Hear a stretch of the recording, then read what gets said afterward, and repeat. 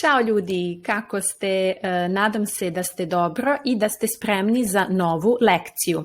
Spero che voi stiate bene e che siate pronti per la nuova lezione. Oggi impariamo il plurale irregolare oppure particolare di alcuni sostantivi. Nella scorsa lezione abbiamo parlato del plurale nominativo, plurale regolare, dei sostantivi e degli aggettivi. Adesso vediamo alcuni sostantivi che si oppongono a quelle regole base. Partiamo subito dal plurale cosiddetto allungato. Infatti, perché dico plurale irregolare oppure particolare? Perché il plurale irregolare si tratta di quel plurale quando la forma singolare e la forma plurale sono veramente diverse o possono anche seguire diversi tipi di declinazioni. Plurale particolare è quasi normale, quasi regolare, però presenta qualche piccola modifica. Un tipo di plurale particolare, questo plurale allungato, che si riferisce ai sostantivi maschili monosillabi e alla gran parte dei sostantivi maschili bisillabi. Quindi di che cosa si tratta? Al posto della regola base, dove alla forma singolare aggiungo semplicemente una i e ottengo la forma plurale. Abbiamo visto nello scorso video tanti esempi. Qui prima della i devo aggiungere ov, quindi sono dei sostantivi che hanno solo una sillaba oppure molto spesso anche due sillabe, e quindi non posso dire filmi, i film, ma filmovi, i film. Una città, grad, le città al plurale, gradovi. Ci sono comunque alcuni sostantivi che non rispettano bene questa regola. In alcuni ho, anziché ov, ev, putevi, nossevi, non posso dire putovi o nossovi, oppure dani, i giorni. Questo esempio l'abbiamo nominato anche nel video della scorsa settimana e vi ho accennato il plurale particolare, quindi non diciamo danovi ma dani. Zub, zubi, un dente, i denti, ho messo 2 volte, rus, russi, un russo di nazionalità, i russi.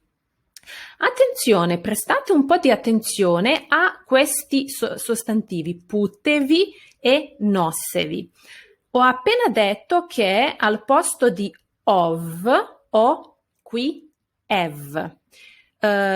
Questa, parte ev in alcuni sostantivi è completamente normale e adesso vedremo quando. È completamente normale quando abbiamo un sostantivo sempre maschile, composto da una sillaba o 2, però quando il singolare finisce in una delle 9 famose lettere palatali. Vi ricordo che queste lettere le abbiamo già viste nella lezione sul nominativo singolare, dove c'è anche il genere neutro che a volte, aggettivo neutro, che a volte ha la desinenza o oppure e anche lì la e la vediamo dopo queste lettere. Vi consiglio di ricordare questa regola perché si ripeterà molto spesso. Lì dove in genere mettiamo una o, dopo queste lettere molto spesso andrà messa la e.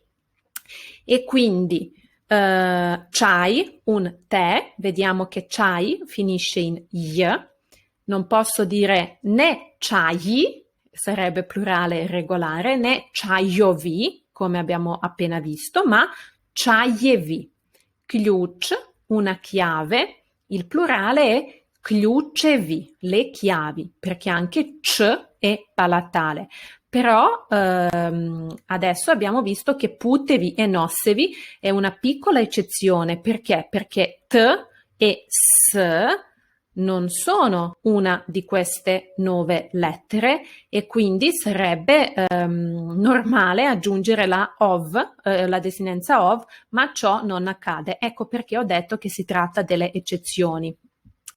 Queste invece qui non sono delle eccezioni, quindi questo è normale perché abbiamo dei sostantivi che finiscono in una lettera palatale, oppure una di queste lettere strane, diciamo che in italiano non esistono proprio così. Abbiamo un altro plurale particolare. Attenzione, quando un sostantivo finisce in k, g, h, al plurale, prima della desinenza i, avremo un piccolo cambiamento fonetico, una piccola alternanza e quindi k diventerà z, g diventerà s, h diventerà s. Sono sicurissima che voi già avete visto tantissimi esempi di questo tipo, soprattutto quando si tratta del passaggio k, z, jesik, jesici, rečnik, rečnici, korak, un passo, koraci, i passi, predlog, una proposta, predlozi, le proposte, teppich, un tappeto, teppissi, i tappeti.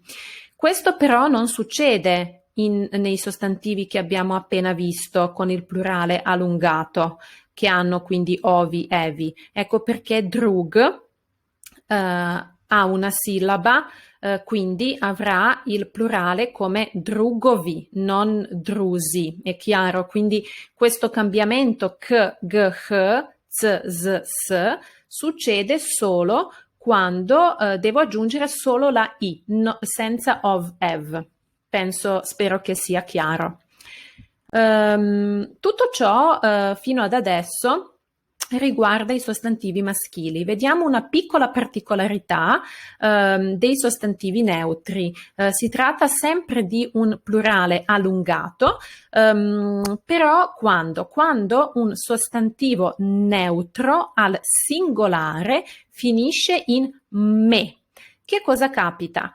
Quindi dopo il singolare avrò una lettera N e poi la normale A che si aggiunge per il plurale neutro, come abbiamo visto nella scorsa lezione. Ime, un nome, imena, i nomi, presime, un cognome, presimena, i cognomi, vreme, un tempo, vremena, i tempi. Quindi tutti questi sostantivi sono neutri, al singolare finiscono in me e al plurale, prima della loro desinenza normale a, avranno la lettera n.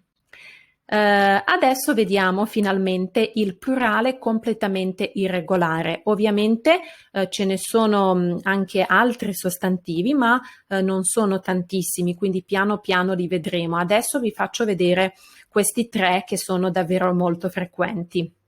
Čovek, un uomo. Čovek come uomo si pensa proprio come specie umana. Abbiamo anche la parola muškarac dove pensiamo proprio a un uomo di genere maschile. E il plurale è muškarci, quindi non è come čovek. Invece čovek per il suo plurale non diciamo čoveci, ma ljudi. Vedete, è completamente diverso. Questo è un uomo, ovo je jedan čovek, oppure se chiediamo chi sono questi uomini, ko su ovi ljudi, čovek, ljudi. Oko, occhio, oči, gli occhi. Questo anche sarebbe un plurale quasi regolare, però adesso impariamolo come plurale irregolare, anche perché gli altri casi saranno un po' particolari. Dete, un bambino, deca, plurale, i bambini. Sia Occo che Dete sono neutri, sostantivi neutri, mentre Čovjek è un sostantivo maschile. Spero che questa lezione sia stata chiara. Io vi invito a rivedere le precedenti lezioni per poter seguire e capire bene questo nuovo argomento. Nella mail che manderò tra pochissimo tempo potrai scaricare le dispense, ovvero la presentazione che ho usato per questa lezione, e il mio consiglio è quello di stampare il PDF e poi di annotare, di prendere appunti direttamente su quei fogli mentre segui la lezione online. Poi ci sarà come sempre un compito che potrai svolgere, e se non hai ancora scaricato la mia guida linguistico-culturale puoi farlo adesso. Tutte le informazioni le trovi sotto la descrizione di questo video. Spero tutto sia chiaro e soprattutto utile. Se hai qualche domanda puoi scrivermi nei commenti o mandarmi una mail. Iscriviti al canale, mi raccomando, se ancora non l'hai fatto, e noi ci vediamo molto presto. Želim ti lepo popodne. Ciao ciao!